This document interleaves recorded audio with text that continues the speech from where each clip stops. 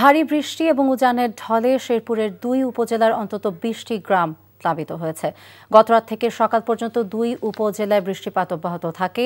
পাহাড়ি ঢলে কয়েকটি বাঁধ ভেঙে শেরপুরের ঝিনাইগাতি উপজেলায় মহারশী এবং চেল্লাখালী নদীর পানি ঢুকে পড়ে লোকালয়। পানিবন্দী উপজেলার 3 ইউনিয়নের বেশ কয়েকটি গ্রামের অসংখ্য মানুষ। এছাড়াও ভারী বৃষ্টি এবং উজানের ঢলে পানি ঢুকে পড়েছে নালিতাবাড়ী উপজেলার বিভিন্ন এলাকায়। সাময়িক বিচ্ছেদ শক্ত বাঁধন তৈরি করে।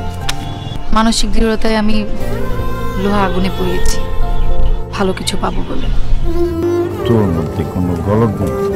আমার ভুল থাকতে পারে, আমার মধ্যে মিথ্যা নেই। ওরা কি বললো না বললো তাতে কি তোমার এমন রিয়েক্ট করতে হবে? তুমি সব সময় ভালো মানুষ হয়ে থাকতে চাও, তাই না? সবাই ভালো মানুষ, তুমি অযোগ্য। বাসে না কেউ ভালো, ডাকে না কেউ কাছে, তোমায় মনে